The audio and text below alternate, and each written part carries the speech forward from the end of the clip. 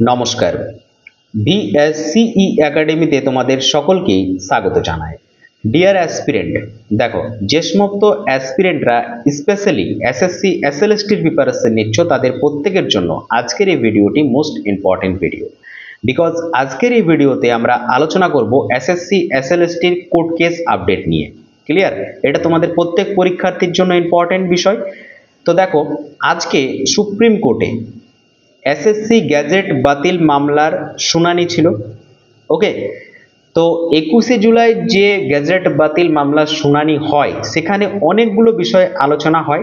তার মধ্যে আমাদের প্রধান দুটি যে বিষয় সেটা হচ্ছে গিয়ে 10 নাম্বার টিচিং এক্সপিরিয়েন্সের যে কথা উঠেছিল সেটা কি থাকছে নাকি থাকছে না, অর্থাৎ 10 নাম্বার টিচিং এক্সপিরিয়েন্সের জন্য দেওয়া হবে কি দেওয়া হবে না। দ্বিতীয় বিষয় যেটা হচ্ছে সেটা হচ্ছে এজ রিল্যাক্সেশন। এজ রিল্যাক্সেশন দেওয়া হবে কি হবে না। দেখো, এই দুটো বিষয়ই থেকে যাচ্ছে। এজ রিল্যাক্সেশনও দেওয়া হবে, কিন্তু নির্দিষ্ট কোন ক্যান্ডিডেটকে দেওয়া হবে সেটা আমরা ভিডিওতে পরবর্তী অংশে আলোচনা করছি। এবং 10 নাম্বার টিচিং এক্সপিরিয়েন্স সেটাও দেওয়া হবে, কাকে দেওয়া হবে সেটাও আমরা পরবর্তী অংশে আলোচনা করছি। ওকে, তাহলে এই দুটো বিষয়ের পরে আমরা সর্বশেষ যে একটা গুরুত্বপূর্ণ বিষয় নিয়ে আলোচনা করব সেটা হচ্ছে গিয়ে যে এই কম্পিটিশনে তাহলে ফাইনালি কে এগিয়ে থাকলো, পুরনো ক্যান্ডিডেটরা নাকি নতুন ক্যান্ডিডেটরা। পুরনো ক্যান্ডিডেট বলতে আমি বলতে চাইছি যারা ইন সার্ভিস টিচার রয়েছেন, আর নতুন ক্যান্ডিডেট বলতে চাইছি যারা ফ্রেশ ক্যান্ডিডেট রয়েছে, যারা এখনো এসএলএসটিতে বসেনি, যারা নতুন করে বসবে, যারা পড়াশোনার একটা ভালো টাচে রয়েছে। ওকে, যাই হোক, এবারে আমরা প্রথম যে বিষয়টা বললাম সেই বিষয় নিয়ে আলোচনা শুরু করি, যে হচ্ছে 10 নাম্বার টিচিং এক্সপিরিয়েন্স। এটা হচ্ছে সব থেকে কনফিউশনের জায়গা, যে 10 নাম্বার টিচিং এক্সপিরিয়েন্স কারা পাচ্ছে। কেউ বলছে স্যার হচ্ছে গিয়ে 2010-এ বা 13-তে যে সমস্ত শিক্ষক জব পেয়েছিলেন তারা যদি পরীক্ষায় বসে তাহলে তাদেরকেও 10 নাম্বারের এক্সপিরিয়েন্স দেওয়া হবে।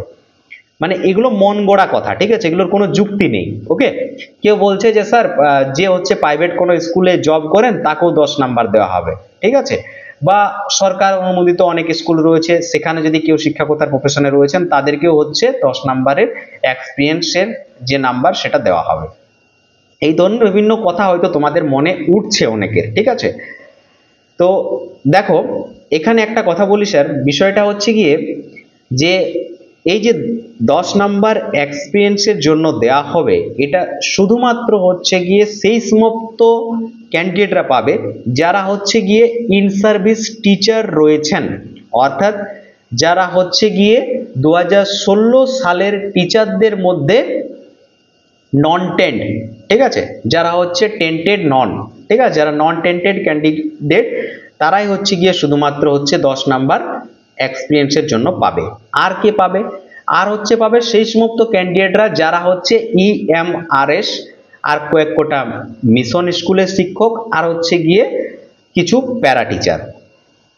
এই সমস্ত শিক্ষকরা হচ্ছে গিয়ে 10 নাম্বার শিক্ষকতার জন্য অ্যাডভান্টেজ হিসাবে পাচ্ছে বা এক্সপিরিয়েন্সের জন্য 10 নাম্বার পাচ্ছে। ক্লিয়ার? আচ্ছা, এবারে দ্বিতীয় পয়েন্টটা আসি আমরা, যে হচ্ছে গিয়ে এজ রিল্যাক্সেশন তাহলে কারা পাচ্ছে। এজ রিল্যাক্সেশন পাচ্ছে শুধুমাত্র সেই ক্যান্ডিডেটরা যারা হচ্ছে গিয়ে অলরেডি শিক্ষকতার প্রফেশনে যুক্ত রয়েছেন, অর্থাৎ যারা ইন সার্ভিস টিচার রয়েছেন তারাই এজ রিল্যাক্সেশন পাবে। 2016-তে যারা ফর্ম ফিল আপ করেছিল এবং পরীক্ষায় উত্তীর্ণ হতে পারেনি তারা কিন্তু এখানে এজ রিল্যাক্সেশন পাচ্ছে না, ঠিক আছে। এই দুটো বিষয় ক্লিয়ার, কে এজ রিল্যাক্সেশন পাচ্ছে আর কে হচ্ছে গিয়ে 10 নাম্বার পাচ্ছে এক্সপিরিয়েন্সের জন্য। আই হোপ দুটো বিষয় ক্লিয়ার হয়েছে।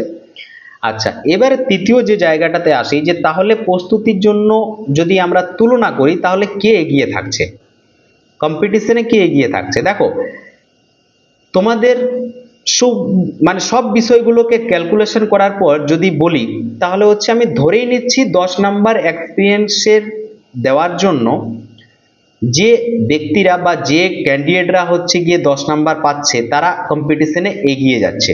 একদম সঠিক কথা, আমি মেনে নিলাম এটা, ঠিক আছে। বাট বিষয় হচ্ছে স্যার 2016-তে যে সমস্ত টিচাররা রয়েছেন তার মধ্যে টেন্টেড বাদে আর হচ্ছে গিয়ে ওই ইএমআরএস আর হচ্ছে গিয়ে কয়েক কটা মিশন স্কুল, ঠিক আছে, আর কয়েকজন প্যারা টিচার, এনারা বাদ দিয়ে 10 নাম্বার তো আর কেউ পাচ্ছে না এক্সপিরিয়েন্সের জন্য। তাহলে এই যে সংখ্যাটা, এই সংখ্যাটা কত হতে পারে? এই সংখ্যাটা হার্ডলি 15,000 হবে, এর বেশি হবে না। তাহলে টোটাল যে সিট সংখ্যা সেটা হচ্ছে আমাদের 35,000। তাহলে বাকি আরো কত থাকছে? বাকি থাকছে আরো হচ্ছে গিয়ে 20,000। তাহলে সেই 20,000-এর জন্য গিয়ে যদি আমরা দেখি তাহলে নতুনরা কি পাচ্ছে না? 20,000 সিটটা কি কম সিট? হ্যাঁ, সাধারণত আমরা দেখি আমাদের রাজ্যের হচ্ছে 500-400 ভ্যাকেন্সি যদি বার হয় তাহলে সেখানে 20 লাখ, 20 লাখ নয়, 10 লাখ, 15 লাখ, এই রিসেন্টলি ফুড এসআইয়ের ডাটাটা দেখেছি আমরা, 500 ভ্যাকেন্সির জন্য প্রায় 10-12 লাখ ক্যান্ডিডেট অ্যাপ্লাই করেছিল। সেখানে এখানে তো অনেক ক্যান্ডিডেট অ্যাপ্লাই করেনি, যারা ইন সার্ভিস টিচার রয়েছেন তারাও অনেকে অ্যাপ্লাই করেনি।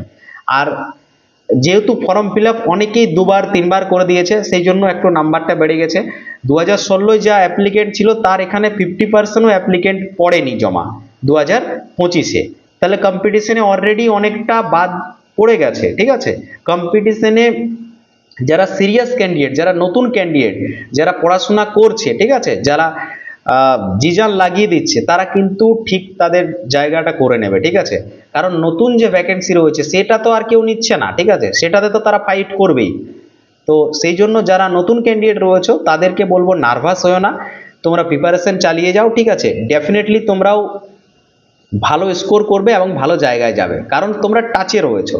যারা অলরেডি জব করছেন তাদেরকে তো জবও করতে হচ্ছে না, আর তারা পড়াশোনা থেকে অনেকটা দূরে চলে গেছেন, অনেক সময় তাদের পার হয়ে গেছে, যার ফলে হচ্ছে একটা একাডেমিক ছেলে মেয়েদেরকে পড়ানো আর কম্পিটিটিভ ফিল্ডের পড়া দুটো হচ্ছে সম্পূর্ণ আলাদা, ঠিক আছে। তো যদি আমি দেখি যে প্রতিযোগিতায় এগিয়ে কারা, তাহলে আমার দিক থেকে বলা যাবে যে যারা ফ্রেশ ক্যান্ডিডেট তারাও কিন্তু খুব একটা পিছিয়ে নেই, ঠিক আছে। যারা ফ্রেশ ক্যান্ডিডেট তারাও কিন্তু খুব একটা পিছিয়ে নেই। কেন নেই?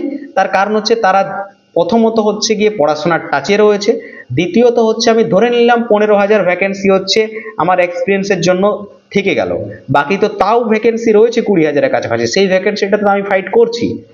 তো এই হচ্ছে বিষয়। তো যারা নতুন ক্যান্ডিডেট রয়েছে নার্ভাস একদম হয়েও না, প্রিপারেশন চালিয়ে যাও, তোমাদের জন্য প্রচুর ভ্যাকেন্সি রয়েছে, ডেফিনেটলি তোমরাও কিন্তু ভালো স্কোর করবে এবং নিজেদের সিলেকশন পাক্কা করবে, ঠিক আছে। জাস্ট এইটুকুই আপডেট দেওয়ার ছিল। বাকি দেখা হচ্ছে ক্লাসে, ততক্ষণ ভালো থেকো, সুস্থ থেকো, নিজের খেয়াল রেখো, সর্বদা মোটিভেট থেকো, সফলতা এক না একদিন আসবে।